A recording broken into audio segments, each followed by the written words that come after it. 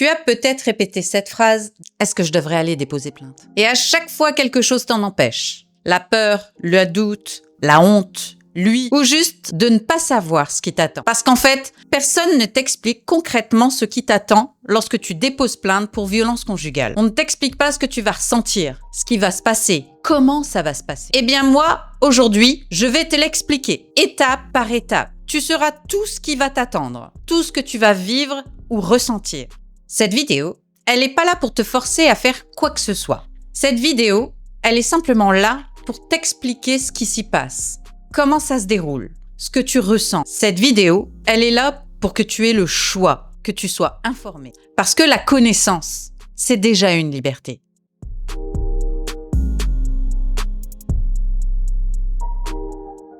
Avant même d'arriver au commissariat, il y a tout ce qui se passe dans ta tête. Et ça, je veux qu'on en parle. Parce que c'est super important. C'est souvent là que ça bloque. Tu peux ressentir tout un tas de sentiments différents et très perturbants. Tu peux ressentir une culpabilité immense. L'impression que c'est toi qui vas tout détruire. Votre couple, la famille, les enfants, tout ce que vous avez construit finalement. Cette culpabilité, c'est pas un signal que t'as tort, mais c'est un signal que tu as été conditionné. Et que tu as été conditionné depuis longtemps. Beaucoup trop longtemps. Tu peux aussi avoir peur. Peur de ne pas être cru. Peur qu'on te demande des preuves que t'as pas. Peur que tout ça, ça se retourne contre toi. Ou tout simplement la peur de l'escalade. La peur qu'il soit encore plus violent. La peur qui se venge. Ces peurs, elles sont légitimes. C'est pas des excuses. C'est des signaux qui méritent d'être pris en compte. Ce que je veux que tu retiennes avant de continuer, déposer plainte, c'est un droit. Je répète parce que c'est vraiment important. Déposer plainte, c'est ton droit. C'est pas une obligation. Cette vidéo, elle sera toujours là quand tu en auras besoin. C'est pas une trahison, c'est un droit. Alors si t'es pas encore prêt, c'est ok. Ramasse un maximum de preuves, va faire un certificat médical chez un médecin légiste qui va acter ce qui s'est passé dans l'instant T, garde toutes tes preuves et vas-y quand tu seras véritablement prête. Si tu te décides à faire cette démarche, à aller déposer plainte, il va falloir que tu te prépares. Et il va te falloir un certain nombre de choses avant de te déplacer au commissariat ou bien au poste de gendarmerie. Ça dépend de ton secteur. Et on va voir ensemble les documents utiles à rassembler, ce dont tu vas avoir besoin pour déposer plainte. Tout d'abord, il va te falloir tes papiers d'identité. Alors, ça paraît idiot, hein. Tu me diras, bah oui, ça paraît logique. Mais ça ne l'est pas forcément. Il te faut impérativement une pièce d'identité. Et quand je parle de pièce d'identité, je ne parle pas de carte vitale ou de carte de bibliothèque. Une carte nationale d'identité, un passeport ou un permis de conduire éventuellement. Ça, c'est des pièces d'identité. Il t'en faut au moins une de ces trois-là. Il te faudra également ton livret de famille si tu as des enfants. S'il y a des enfants, on te demandera de justifier justement la filiation. Donc, il te faudra ce document en question. Prends-le, c'est vraiment utile. Et bien sûr, l'un des plus importants, un certificat médical d'un médecin légiste qui certifie les blessures. Alors, je sais, médecin légiste, on pense toujours aux cadavres, etc. Moi, la première. Non, le médecin légiste se trouve à l'hôpital. C'est un médecin agrémenté qui va certifier des coups que tu as reçus, des bleus, des ecchymoses. Il va tout mesurer et tout mettre par écrit. Ce certificat, il est ultra important, parce que c'est ce document qui va faire foi que tes coups et il va y mettre un maximum de renseignements. Et ça, tu vas en avoir besoin non seulement pour le dépôt de plainte, mais également pour ton droit de garde si c'est nécessaire. On te demandera ce document, donc c'est la priorité, mais ça je l'ai déjà dit dans une autre vidéo. D'ailleurs, si tu l'as pas vu, je te mets le lien en descriptif. C'est vachement important parce que ce document, il certifie tout. Il va tout mesurer, tout écrire, tout sera noir sur blanc. Et il certifiera qu'à l'instant T, les coups, tu ne les as pas inventés. Il est aussi bien utile de ramener des photos de toutes tes blessures, même les plus anciennes, qui est blessures, bleus, ecchymoses, bref, tous les coups que tu as reçus, imprime des photos, ça sera joint au dossier et ça sera un appui supplémentaire. Fais également des captures d'écran de tout ce qui est appel, menaces, les SMS qu'il peut t'envoyer, parce qu'il y en aura, il y en aura beaucoup. Tout ça sont des preuves supplémentaires qui vont appuyer ton dossier et c'est super important de les avoir. Ça évitera que ce soit ta version contre la sienne. N'hésite pas également à obtenir des témoignages écrits. Je le rappelle, les paroles s'envolent, les écrits restent. Toutes les personnes ayant assisté à ces violences ou aux coups que tu as reçus demande-leur de te faire une attestation écrite avec la photocopie de leur pièce d'identité. C'est super important pour toi, ça te protège un maximum. Et ça, c'est super important. Et rassure-toi, les personnes qui t'entourent se feront un plaisir de t'aider à te protéger et à te mettre en sécurité. Donc, n'aie pas peur de demander, tu obtiendras toujours de l'aide. Et je précise, si tu n'as rien de tout ça, c'est pas un problème. Même si tu n'as pas ces documents, tu as toujours la possibilité de déposer plainte. Les violences conjugales ne sont absolument pas autorisées, ça n'a rien de normal. Il est de ton droit de pouvoir déposer plainte contre ton conjoint violent, avec ou sans preuve. Et si tu vis toujours avec lui et que tu ne sais pas comment faire pour partir, les services de police sont là, ils pourront t'accompagner pour récupérer tes affaires et te mettre en sécurité. Tu peux également appeler le 3919, c'est le numéro des victimes de violences conjugales et tu vas pouvoir avoir un maximum d'aide, que ce soit pour l'hébergement d'urgence, que ce soit pour tout et n'importe quoi. Donc n'hésite pas à les contacter, ils seront toujours là pour t'épauler et surtout te soutenir tout au long de cette procédure qui est très éprouvante. Une fois arrivé au commissariat ou au poste de gendarmerie le plus proche de ton domicile, tu vas être reçu par un fonctionnaire de police à l'accueil. Alors, je te rassure, tu n'as pas besoin de rentrer dans les détails lorsque tu arrives à l'accueil. Tu as simplement à leur dire « Je souhaite déposer plainte pour violence conjugale ». Point. La personne à l'accueil va prendre ton identité, il va la noter et il va te faire patienter avant d'être reçu par un officier. Tout simplement. Je sais que c'est très anxiogène et ton corps peut réagir. Il peut se mettre à trembler, tu peux avoir peur, te sentir en danger. Parce que ton cerveau, il a associé la parole à une punition. Donc, instinctivement, tu vas te sentir mal. Et c'est normal. Perso, je tremblais comme une feuille. Mais alors, comme une feuille. Et à peine j'avais dit que je voulais déposer plainte pour violence conjugale que je commençais déjà à pleurer. Je pleure pas à tout bout de champ. Mais franchement, au commissariat, j'ai fait que ça. Prévois le paquet de mouchoirs. Sincèrement, ça va t'être utile. Tu dois simplement respirer. Te concentrer sur ta respiration. Ça va calmer les battements de ton cœur et ça va ralentir les tremblements. Dis-toi que tu n'as pas à être calme pour avoir raison.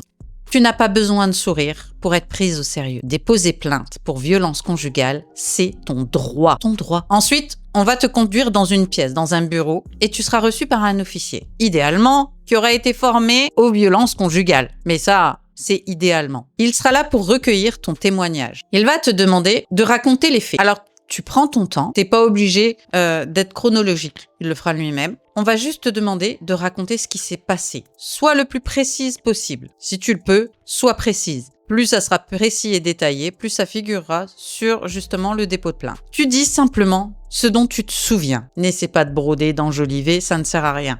Parle simplement des faits, de ce que tu te souviens et de ce que tu vis au quotidien. Il est susceptible de te poser des questions. C'était quand? Il était comment? Qu'est-ce qu'il a dit exactement? Alors, je veux te rassurer sur un point, ces questions, elles sont pas là pour te mettre en doute. C'est pas qu'il ne croit pas à ce que tu lui dis. C'est qu'il souhaite être le plus précis possible dans le dépôt de plainte. Plus ça sera précis, plus ça aura de poids au niveau du jugement qui va suivre. C'est vachement important. Tu as le droit de raconter ce qui t'est réellement arrivé. Alors n'hésite pas, sois précise, parle ce dont tu te souviens et rappelle-toi qu'il n'est pas là pour te juger.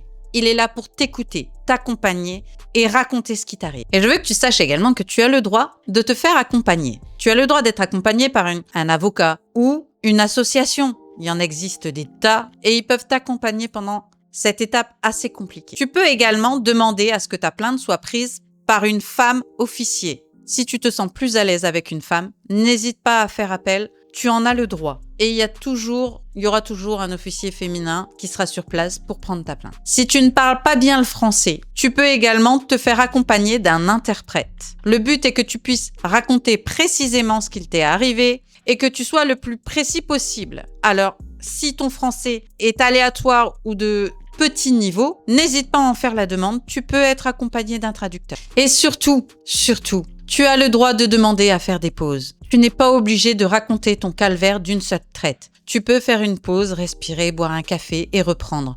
C'est un droit et ce droit, tu peux le manifester à tout moment. Et j'insiste sur un point précis. Si tu n'es pas bien pris en charge, si on minimise ce qui t'est arrivé, tu as le droit de demander à voir un responsable. Déposer plainte pour violence conjugale est un droit. Tu as le droit d'être entendu correctement et tu as le droit à ce que ta plainte soit prise correctement. Alors n'hésite pas, les fonctionnaires de police ne sont pas tout puissants. Eux aussi doivent respecter des règles et une déontologie précise. Si ça ne respecte pas tes droits, tu peux demander à voir quelqu'un d'autre. Et je sais de quoi je parle. J'ai été flic moi aussi. Alors fais valoir tes droits. Ce droit, tu ne dois pas fléchir et tu ne dois pas avoir peur de le manifester si ça se présente.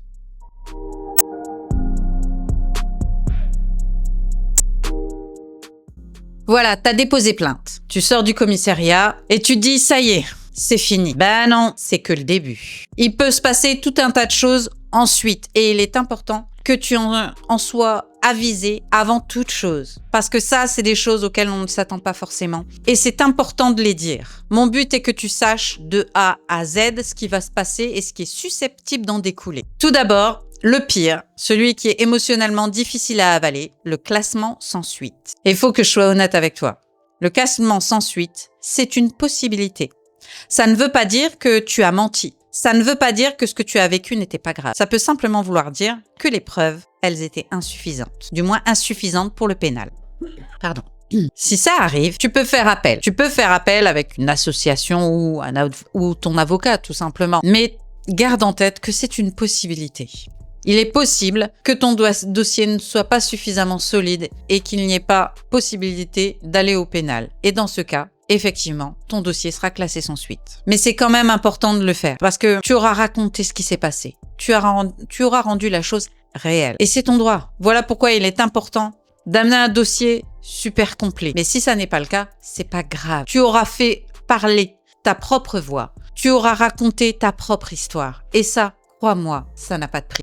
Dans de nombreux cas, il y a la convocation de l'auteur. Il sera convoqué et entendu sur ta plainte. Alors je sais que c'est effrayant parce que c'est là où on se dit non, moi je veux pas qu'il sache, je veux pas. Si ton dossier est solide, il sera appelé, il sera convoqué et il devra s'expliquer sur les faits. Il va pas être arrêté immédiatement. Dans la majorité des cas, il sera simplement entendu. Sauf en cas de danger immédiat. Mais ça, c'est autre chose. Je sais que ça peut générer chez toi une peur intense. Vraiment intense. C'était mon cas. Je rappelle, moi, il était fonctionnaire de police et il était armé d'un 9 mm. J'étais pas tranquille non plus.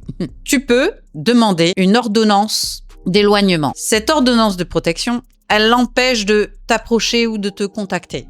Alors oui, je sais, c'est sur papier et on est d'accord. Mais en ayant cette ordonnance, il va réfléchir à 2 fois avant de venir t'importuner. Donc, n'hésite pas à en faire la demande, tu en as le droit. Ensuite, tu as le suivi judiciaire. Alors, l'affaire peut, si tu veux, aboutir sur autre chose qu'une condamnation, comme une médiation. Attention, ça c'est absolument pas recommandé, mais absolument pas recommandé dans le cas des violences conjugales. D'ailleurs, c'est généralement évité. Il peut également recevoir une convocation devant le tribunal correctionnel. Si ton dossier est suffisamment solide, il sera poursuivi pour ces dites violences et il peut donc être condamné. Et il peut également être mis en examen dans le cas où les faits sont vraiment graves. Dans ce cas, effectivement, il sera condamné immédiatement. C'est une possibilité. Tout dépendra de ton dossier et de la gravité des faits. À chaque étape, tu as le droit d'être accompagné d'un avocat. Et si tu n'en as pas les moyens, tu peux obtenir l'aide juridictionnelle. C'est ce que j'ai eu. Tu vas avoir le droit d'avoir un avocat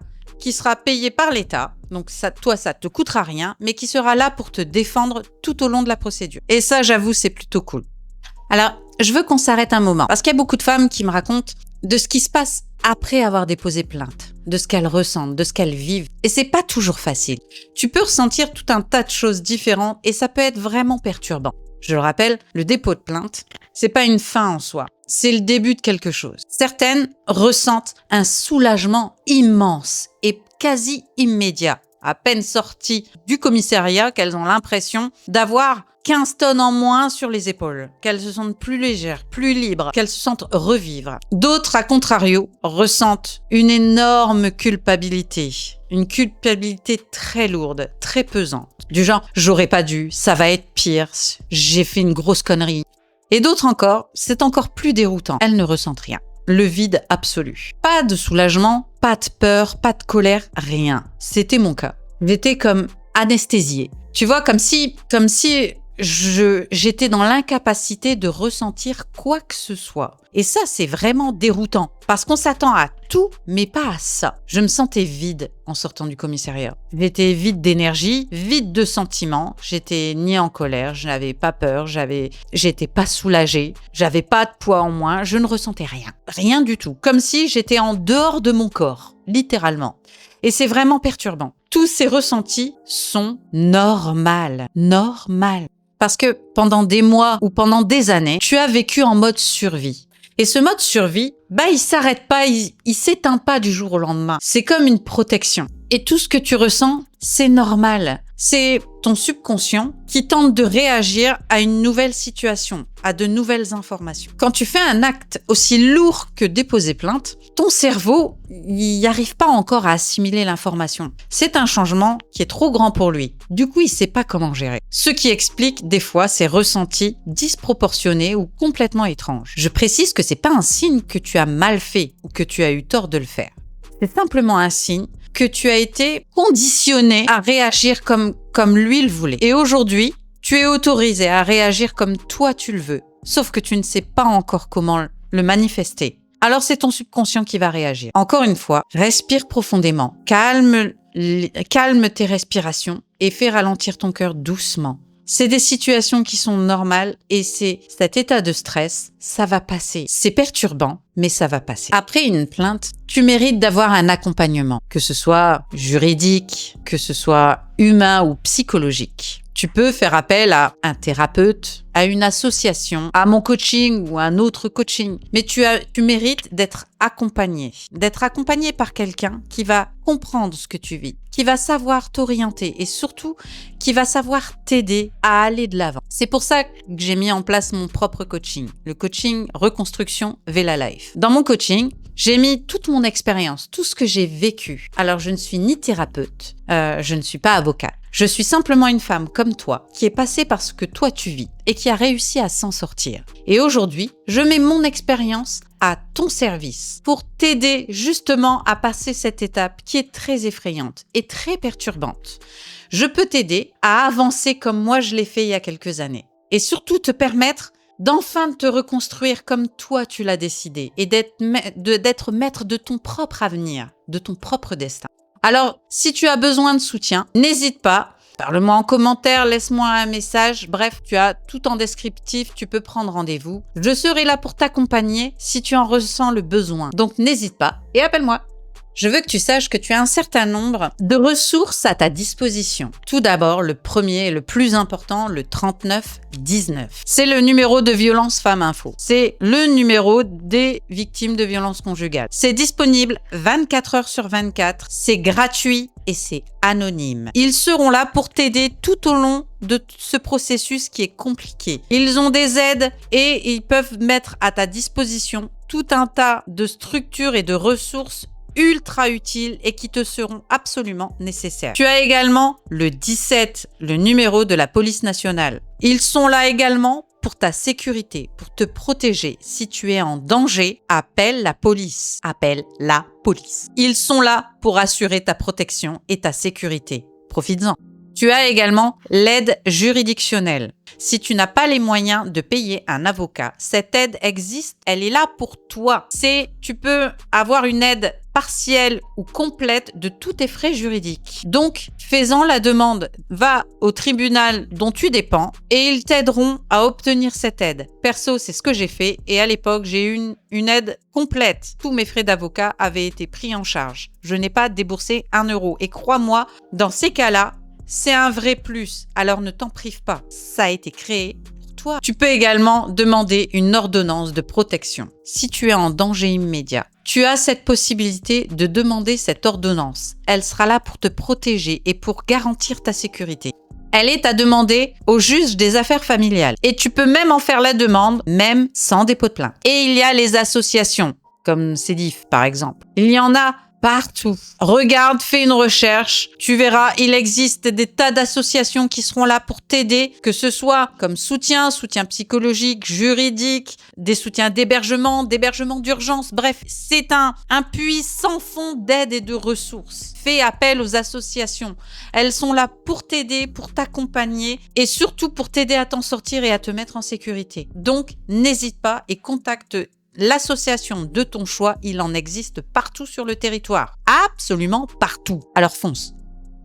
En conclusion, je te dirais que tu n'as pas à traverser ça toute seule. Fais-toi accompagner, fais-toi aider, fais-toi soutenir. Il existe des milliers de femmes qui vivent la même chose que toi à travers le monde. D'autres, comme moi, qui s'en sont sorties. Tu n'as pas à faire ça toute seule. Cette vidéo, je l'ai faite pour que tu saches à quoi t'attendre. Je ne veux pas te pousser à déposer plainte. Quoique un petit peu quand même. Mon but, avant toute chose, c'est que tu sois informé, que tu saches ce qui s'y passe, ce qui t'attend, ce que tu vas ressentir, que tu te sentes un petit peu moins perdu. Moi, perso, bien que je travaillais dans la police, je savais que c'était vraiment très perturbant et je me sentais complètement perdue dans une procédure que je connaissais. Mais le vivre, c'est différent. Et le ressentir, c'est différent aussi. Savoir à quoi t'attendre, c'est déjà une liberté. La connaissance, savoir ce qui va se passer, comment ça va se passer et ce que tu vas ressentir va énormément diminuer ton stress. Le stress de l'inconnu, il est terrible. Il nous submerge, il nous paralyse. Alors, si tu peux éviter ce stress, c'est déjà ça de gagner. Dis-moi en commentaire si cette vidéo t'a aidé. Pas pour les statistiques, mais vraiment pour moi. Parce que ça me rappelle pourquoi je fais tout ça. Mon but est d'aider un maximum de femmes à traverser ce que j'ai traversé. Et si je peux t'aider à le traverser plus facilement que moi, j'en serais ravie. Alors dis-moi en commentaire si tu as trouvé cette vidéo